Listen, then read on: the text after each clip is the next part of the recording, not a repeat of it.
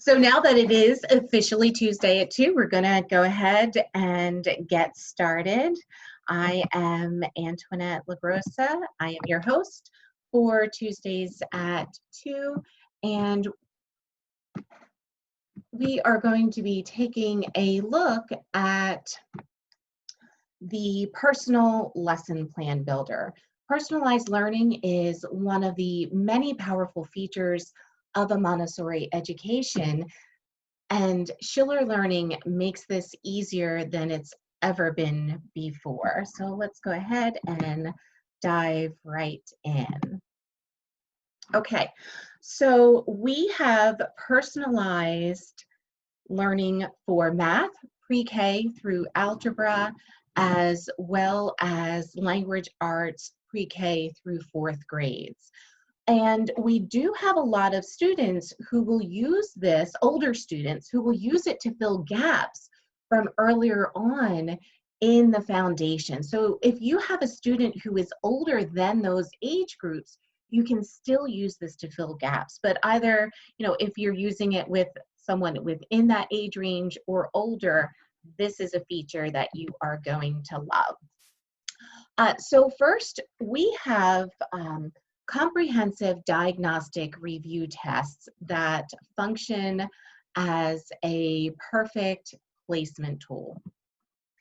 And with this, we recommend that students of all ages, even if they're 13, 14 years old, best practice is to have them start at the first lesson from the lesson book 1.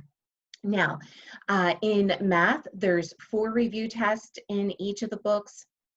In language arts, those books are a little thinner. There's a single review test at the end of each of those books. Now, if you have the printed book, the inside front cover shows you where to find the 4 tests in that book. If you are using the test out of the lesson book PDF file, I love to use the find feature and simply put in review test, and it's going to take me right to that page. So they don't even have to scroll through it. And one of the things about our review test is that these are comprehensive. They cover not just a sampling of what was taught in the preceding section, but everything. So if your child answers everything correct on that first test, then fabulous, they know all of this. We don't need to waste their time with it, bore them to death with things they already know. We know we can, with confidence, move them on to the next test. If they do get some questions wrong, you can see right on the screen there how next to each question, it gives you the list of lessons that child needs in order to learn the concept at that question.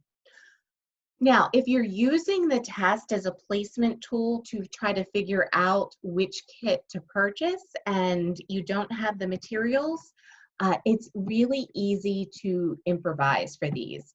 And also, the test can be improvised to be primarily done verbally. So let's run through. You can see this first test is covering some basic shapes where the child is going to name each of those shapes, tell you how many diamonds there are, which is the biggest and the smallest triangle, counting. They even get to do kinesthetic activities in the testing. And you can see with this, they're going to be counting out loud, clapping, and jumping up and down. When I had switched in to ShillerLearning Math many years ago, 16 years ago now, and my son was a little older, so we were doing exactly this, placing with the test. And I have to tell you, this question right here was what hooked him. He absolutely loved it. So even and odd, the numbers, reading each of these numbers and bringing the decimal material. The decimal material is commonly referred to as base 10 blocks. That is one material that you would want to have, but if you don't have that, and you can print some, it's two-dimensional representations of the different place values. It's not ideal, but that is something that you can improvise if you don't have that and you're using the test to differentiate between which levels. But you can see how it is covering a sampling and then going on shorter and longer, which is not like the others. So getting into classifications and why. You'll notice right from the very beginning that the program is really asking the child to think mathematically and then learn to express that verbally and then, subsequently in writing. So turning and face the left, lift your right leg, put your left thumb on your right ear. So there's some levity and fun in the testing. Rows and columns, you'd be surprised at how many middle school kids miss this question, along with even and odd. True or false, writing numbers, being able to look at units and pick the number that represents that many units, how many points on shapes, which has the most, and then being able to repeat the pattern as shown. Okay, so we've taken our child through that first diagnostic test. And now we could either go ahead and write out that list of lessons that was, again, it shows it right next to the questions. But if your child answers more than a few of those questions wrong, then you begin to have quite a few there. We have on our website the Personal Learning Plan Builder. I do recommend that you log in before using the Lesson Plan Builder, because it has a new feature where not only is it going to show you the list of lessons, but you're going to then have in your customer account a new PDF file. So when you go to the website, you've got a login either right in the center of the screen or up at the top. Either one of those gets you to the same spot, and that is this. Simply plug in your email and password, and then we're going to select mostly free stuff and click on the Lesson Plan Builder. Then we're simply going to come in here and check off which questions the child answered incorrectly on that first test. Tip, it's best practice to do a single test at a time and then fill those gaps before moving to the next test. We're generally not looking at doing batch testing where, for example, we're going to do all 4 tests from lesson book 1, or even all 12 tests from Math Kit 1, from all 3 of those lesson books. Reason for that, when we identify and fill the gaps from this first test, your child may answer questions correctly on a subsequent test that they would have gotten wrong if we hadn't filled that earlier gap. So unless you're looking at, figuring out how much of Math Kit 1 an older child is going to need before making that buying decision, then best practice, do the first test, fill those gaps, then go to the next test and repeat that process of testing, filling gaps, because it's going to be a better experience for your child. And it's amazing when you start filling those earlier gaps, those connections just start being made between concepts that, that older child struggling with math wasn't making before. And ultimately, they'll end up having less work to do in the long run by doing it this way. So go ahead, check those off. Then you're going to scroll to the bottom of that page. I do recommend putting in the student name. If you have more than one child, through your customer account, you're going to be able to manage and keep track of personal learning plans for each of your children. Even if you want to put child number 1, child number 2, plug that name in, and then you're going to click Show Lessons. Okay, now it's going to then tell you these are the things that you will need in order to do these lessons.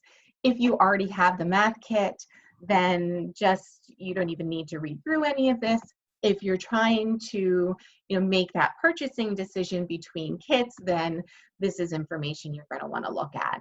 But go ahead, and on this there's a link for the lesson plan that you just created. Click on that, and it's going to give you that list of lessons in numeric order with the lesson number and then the lesson name. So you can print this out, put it into your child's 3-ring binder. They also, and that's why if you are logged into your customer account before you create this, each one of these lessons is now a live link. So you can click on those and it'll take you to that lesson. But it does something else now, which is even more amazing than all of this. And so the way it used to work is that you would print this plan and follow that in your lesson book, which is what you can still do. But there's another way of working with this. And I have to tell you, when I show people this new feature, this was new the end of last year. So now just click over to my account, my downloads.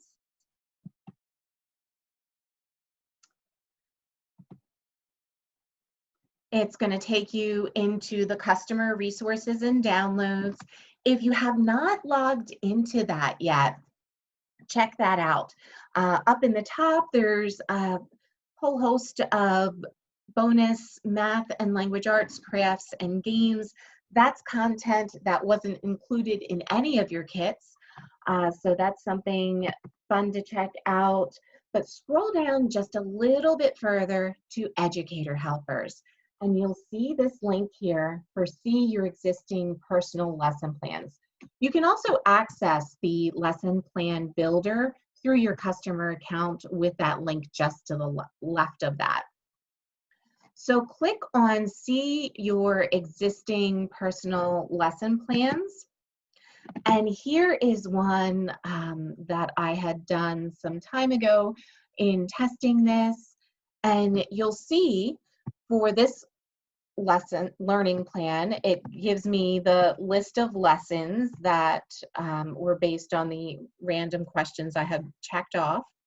It tells me that, okay, I need 24 lessons, but there's down here highlighted, this is a link to a brand new PDF file that the system created based on these test results. So it created a new file with just these lessons in it, so that you have this 28-page document, and it has everything that that child needs based on that test result. Which, if you're working with multiple kids, if you have a classroom full of children, or in your family you've got 3 kids that you're working with, the first 2 are just going to be filling in gaps, not necessarily going to be using all of the books. This is just the most convenient feature ever, because now you don't have to go paging through and skipping things. It's just everything you need in that one document. You can print that, and then you have those books saved fresh for the younger kids. Now, not all of the lessons in there will be a consumable, so really you don't have to print all of them. For the sake of convenience, you might prefer to do that. This over there. Okay, and then, with this, it makes it really easy, very convenient to create personal learning plans for children of all ages, all abilities, and then they go through this as they would with the ordinary time recommendation. It's not we're doing just a single lesson a day. They're going to be doing, our recommendation is that you start with 15 minutes a day for a 4-year-old, add 5 minutes a day for each year of age after that, up to about 45 minutes to an hour for the older kids, adjusted as appropriate for any special needs. And then following the 3 lesson outcomes or 4 lesson outcomes, because one of those 3 has a 2-part possibility to it, and making sure that your child is achieving both competency and closure in all of the lessons. So they get it and they're ready to move on.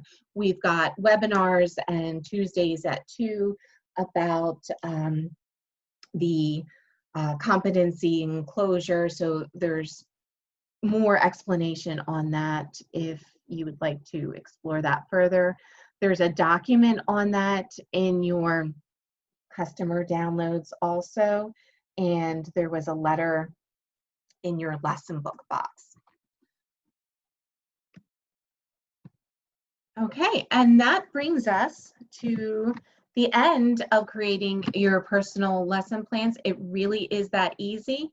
Once you've done it for the first test, you go back through that process, do it for the next one, and before you know it, you have switched your child from one curriculum to another seamlessly without having any gaps or boring them with information they already know. Or, you've taken that older child who was previously struggling with math or language arts and very efficiently and effectively found and filled those gaps that were sabotaging their success, and it's just magically resolved. Did anyone have any questions? Okay, Christy, you had questions? And if you'd like, you can unmute yourself, or I can, oh, there we go. Can I try it unmuted then? Because it's going to take me a minute to type it. Yes, perfect. Okay, so if you started in Schiller Math and you were going strong and everything was going well, and then you had a little life interruption and you put it down for a bit and you pick it back up, what would you recommend for getting started again? Like once you've, go back into, sorry, go ahead. Yeah, so the same thing. Those tests are perfect to use in that instance where life happens, right? Right. So then instead of having to guess what your child retained, what they haven't retained, because the tests really don't take a lot of time. We paged through the entire first test. How old are your children? The one who's doing Schiller Math right now is 9. Okay, yeah, so for a 9-year-old especially, those early tests are going to be very quick, and it's going to give you and your child that confidence of knowing that, okay, we're really at the correct spot where we should be diving in.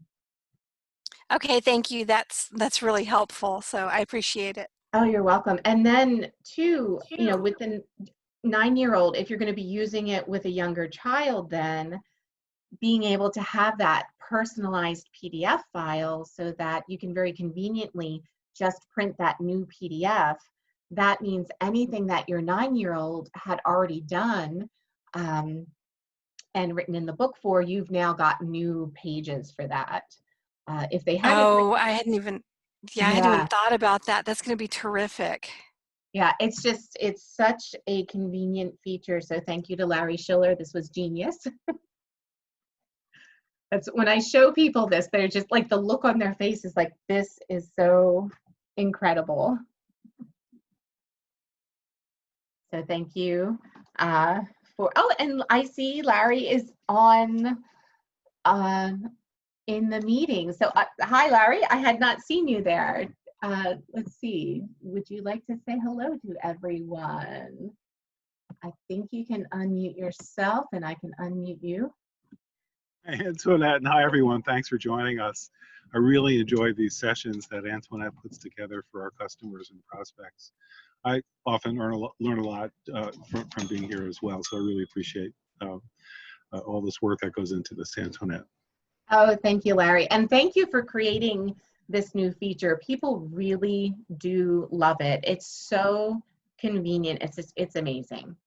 I'm glad you like it. You know, it's something, you know, as a homeschool parent, we want efficiency, and but we also want to be complete about what we're doing and be sure we don't miss anything. And so many people switch into our curriculum, and this makes that process not only easy and efficient, but it discovers so many holes in a child's math foundation or language arts foundation uh, just from doing the tests. And then it's not this overwhelming thing. You know, we're Montessori based, so we like to underwhelm parents and let them focus, and children, let them focus on one thing. And this is great because it just lets them focus on the issues, and they're not doing unnecessary work. They're not doing unnecessary drills. They're not doing unnecessary lessons. So we found that parents really do appreciate the benefits that come from this type of thing. And to my knowledge, no other curriculum company has done this yet. So we're excited to be able to offer this as a solution to the parents, and it gets their kids excited too. Their kids feel more respected with this approach because they're not doing drills or lessons that they already know. You know, the kids are smart. They're in charge of, you know, Maria Montessori, follow the child. The kids really know what's best for them as far as learning and how they learn, and so they appreciate this most of all. And I think it's one of the reasons that children enjoy working with our curricula so much. And Larry, I don't know if you saw Christy's comment that it's like being visited by a celebrity. Yay. Oh, great. Thanks, Christy. But if there's any other questions, you know, that I can answer that you have specifically for me, I'd be happy to address that since I'm in on the call. And Jessica has a question about the language arts. Jessica, let's see. Are you able to unmute? Yeah, I unmuted myself. Can you hear me? Yes. Okay. So my question is sixth. We started with we were going to start the language arts the second program, but she was not quite ready. We went to the first program, and she was very like kind of uneasy with it. So we started with book 3, and she doesn't want to do it. So I'm questioning, should I do the review test, and maybe that's what it is that we're just getting too easy for her? Larry, did you want to answer, or should I? Sure. Okay, good. Yeah. So first, when a child doesn't want to actually do some of the lessons, that can be pretty rich. Like, we really want to understand what's going on, what's really going on in their head at that point in time. So is it that you kind of hinted that they felt it might be too easy? So if you know that's actually the case, what we recommend to parents is put their kids in charge and say, look, be transparent too about how the curriculum is working. Antoinette has a workshop on the 2 C's and the 4 lesson outcomes. We sometimes shorten that to 3 lesson outcomes for simplicity. But if kids understand that and parents understand it, it puts them in charge, and then they're excited actually to get working with the lessons. So if they feel something is too easy, just say, look, you're in charge, you move on. If that's easy, your goal is to really learn deeply. And if you know that, it doesn't make any sense for us to spend time on that, and let them have that comfort level that they're in charge. And they will start, I'm guessing as to what the reason is. I'm just picking up on what you had said. So yeah. Jessica, so I hope, you know, that resonates with you as far as that goes. But they let them know that they can do a lesson in literally 5 seconds, and if they get that they're ready to move on, great. We revisit every lesson from the different learning styles, so the probability that they'll come back to that same material from a different learning style that'll be much more interesting to them is pretty high. And Okay. yeah, so I hope that helps. But I would ask her, so tell me more about that. You seem to not be interested in this, or you're not excited. So many parents and children are excited about this. Tell me what's going on with you. Let us help you and identify that. Okay. And- Yeah. Thank you. That was helpful. And two, sometimes when kids pick up on lessons very quickly, a parent may have the expectation that a lesson should take longer than it does, but that's not going to be the case for every child. If they get the concept in all of 45 seconds, then it's time to move on. And I know that was an adjustment for me early on many years ago, that not every child is going to do a lesson in the way that we kind of predispose that it's going to go. Nicole, the diagnostic tests are in, I see, actually your question got answered. Excellent. And then also, if you have Math Kit 2 and you'd like access to the Math Kit 1 diagnostic tests, give us a call and we can get you set up with those. And Ellen? Okay, perfect. Thank you so much. Yeah, that was what I was just going to ask about too. Okay, super. Thank you. And let's see, Ellen, you had a question. You can unmute if you can do that before I find you. Yep, I'm good. Okay, super. So after we get the personalized lesson plan and we go through all the gaps that he has, so then would we then retest it, and then would it be at getting 100%, and then we would move on to the next test? Excellent question. So yes, you can retest, and the tests are easily improvised also to simply ask slightly different questions than were in the original test. So yes, you can do that to ensure that they understand all of those concepts. If there is something, let's say the rows and columns that you've practiced, you've covered the lessons that test prescribed, but they aren't yet able to answer test questions on it, you can keep those lessons on your list of things to revisit and go into that next section. So if there is something that your child is stuck on and they need to just periodically be practicing that until they master it, it's okay to move into the next section. Larry, do you have any other suggestions on that? Yeah, I love that question, because the diagnostic tests people think of in a very conventional way, which is fine and it works, in terms of, I want to know what holes my children have so we can go and fill them, and effectively does that. There's another feature that, again, we deal with when we talk about competency and closure, that most parents or even children don't think about, but it's so valuable and makes them enjoy the curriculum so much more. Here's what I'm talking about. When you go through the test and you see a child, your child, answer a question, but you can tell they're excited about it. They actually like doing it. The chances are good they don't have what we call closure on that. Now, every curriculum, in the world goes for mastery and competency, and we're no different. That's certainly our goal too. But there's another criteria that we look for, which we call closure, which is they get it. And a lot of parents say, well, you understand this, why don't we move on? There's a lot to cover. But we recommend to parents not actually to say that, but if they observe their child really focused and concentrated on something that they're getting, but they want to explore it more, and a lot of times they'll see that even in the diagnostic test, we encourage the parent to check the box next to that lesson so the child can go back, even though they get it, they have competency, go back and get closure on that particular thing. Now, be forewarned, We see kids who have immediate competency and closure do 10 lessons in literally 10 minutes, and the 11th lesson for which they have competency and no closure may take them 3 days. So that's okay. And to Antoinette's comment just before, lesson times can vary dramatically because the student's in charge. So students, when they're given the freedom to explore and to get closure on concepts that they're interested in, is so wonderful. They get endorphin releases that way they don't get any other way. I joke around with parents, our stealth objective at ShillerLearning is to solve the opioid crisis. And they say, what are you talking about? It's like, well, kids who struggle and get the right answer, they're given the freedom to struggle without someone mansplaining to them. Kids who get it, but they're testing the edges and they're given the freedom and the time to explore and to learn, and then they get it and they get an endorphin release, they're getting high naturally. And when we take that away from them, kids still, we're humans. We like feeling good. We like, quote unquote, getting high. And so if we take away the natural way of doing that, they'll find alternate means to do it.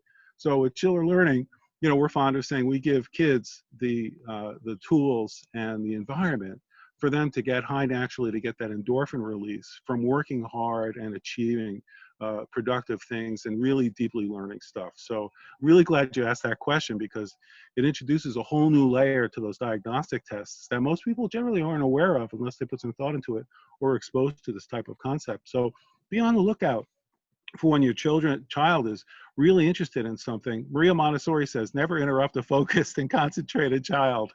And so as a parent, you have this opportunity to let your child get high naturally and really enjoy the material that they're working on. And they develop a love of learning, not just in math or language arts, but anything that they choose to tackle in